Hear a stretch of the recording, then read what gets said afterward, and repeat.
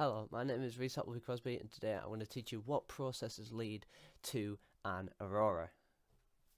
Obviously, the aurora is the lights that dance in the sky in the north and the southern hemisphere, typically happening near the poles because that's where the particles end up when they shoot down the field lines. Now, to cause this, first, plasma is ejected by the sun. Now, plasma is a mixture of ions and electrons, so these are charged particles.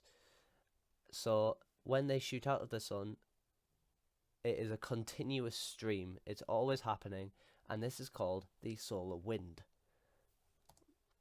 And the solar wind, so these charged particles, wherever they are, there is a field line which has a pole at the sun and a pole wherever the plasma now is.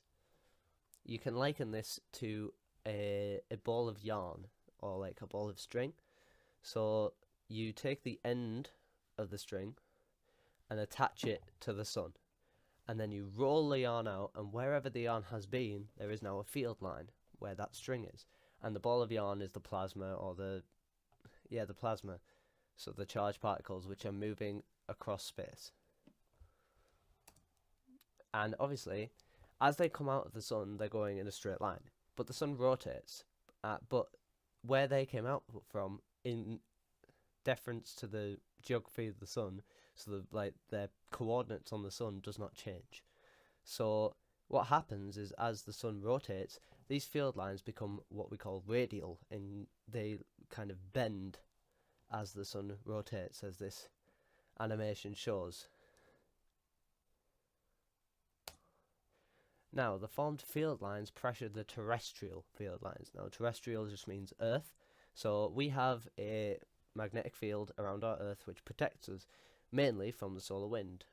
It protects us from just the damage that the solar wind could cause, as you can see by, for example, the planet Mars, which is believed to have been similar to an Earth-like planet, but had its magnetic field ripped from it by the sun, and it is now very much a wasteland and not very livable, last time I checked.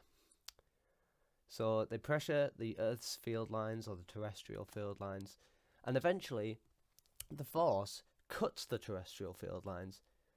So if you liken the Earth's magnetic field, there's a lot of lines running north to south. So they go out, around, and back down around the Earth and into the South Pole, and obviously there's many lines, and it goes out and out and out to protect the Earth.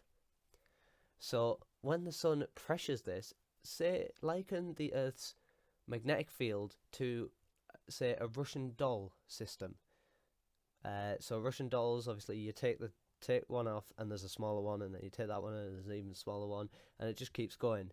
So if you have the Earth's magnetic field, a similar system to that, but imagine them as balloons. So we've got a Russian doll system of balloons, and when the force from the solar wind pressures this terrestrial field line, imagine it like your foot stepping on a balloon. So you're just stepping on it just lightly, more lightly, and if all of a sudden you put a lot of energy in it, so say the solar activity suddenly increases, it's like you stamp on the balloon and then that balloon pops.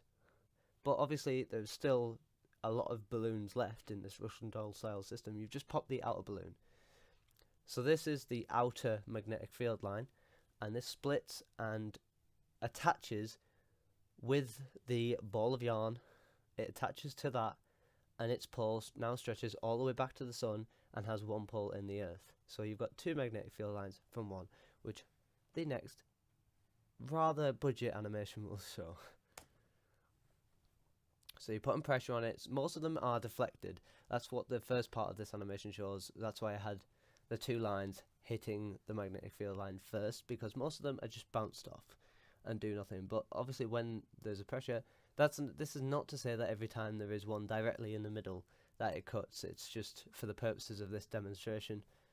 When there's a lot of pressure, the magnetic line splits and connects to the solar wind, and has two new field lines like this next slide. So now there's a north and a south pole which connects all the way back to the sun. Now this shape will be quite important, however, on the opposite side when we go a bit further along. Now, the newly created field lines, so them, are now pushed back due to the pressure from the still coming solar wind. So the solar wind is coming in between them and starts to push the magnetic field lines back, because obviously charged particles, which are mainly positive in a plasma, the ions and electrons, the charged particles will repel other charged particles most of the time. So these will repel, and this causes these field lines to be pushed back, rather like this. And now at the end of this, you see this a similar shape to how it starts at the end. Now this forms the magnetic field of Earth. The tadpole it's kind of looks like a tadpole, as you will see, and this is Earth's magnetic field, and the tail of the tadpole is what we call the magneto tail. So I mean, it seems fairly obvious, magneto being similar to magnetic, and the tail as it is like a tail. And that is shown here. I've got this picture from the internet just to show you the similar, the rather circular if I can get my cursor up, the circular event here is like a propulsion. So most of the solar wind gets blocked off by this and not by the magnetic field. But for the purposes of the animation earlier, I just had it bouncing off the magnetic field, just to give you an idea of what happens really. There's still pressure on the magnetic field, and those would be lines that come in and do bounce off the magnetic field lines on the sun facing side of the Earth. You see what I mean? Not the yellow circle, but on the sun facing side of the Earth, there is small magnetic field lines. Then on the last of these field lines, just in front of it, there is a large circular blue line which goes around the Earth. This is almost like a shield formed by the magnetic field. So most of the solar wind bounces off that. But when it goes through, some of it can obviously pressure the outer magnetic field line but not do anything. But obviously if there's a lot, it will cause this split that I'm talking about. But obviously in the yellow circle, that is what I'm talking about when I say the magneto tail. Now there's 3 field lines which connect north to south, and one of them's rather triangular. But these have obviously already undergone this process that I'm about to explain. But as you can see, it is generally a tadpole kind of shape, and we will move on. With this process, there are many new field lines being introduced to the magneto tail. So as each of these field lines are formed, as more of the terrestrial field lines are split and form new field lines and are pushed back, if there is a lot of solar activity, this will in turn cause a lot of new field lines being introduced to the magneto tail, which obviously only has a finite space really. So as the number increases and there are more field lines, there is more pressure on the middle point, because if you noticed in this picture, obviously there's a middle point for the actual for the tails, the ones that aren't already reconnected, the tails which just go out of the picture. There seems to be a gap in the middle. Now this is a naturally formed boundary called the current sheet, and this stops them from always reconnecting and does not really having much protection,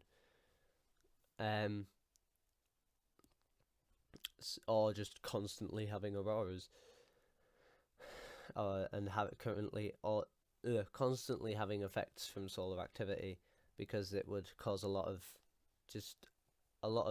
interference.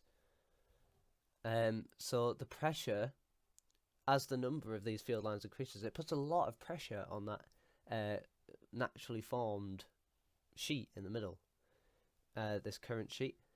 So obviously here, as more field lines build up,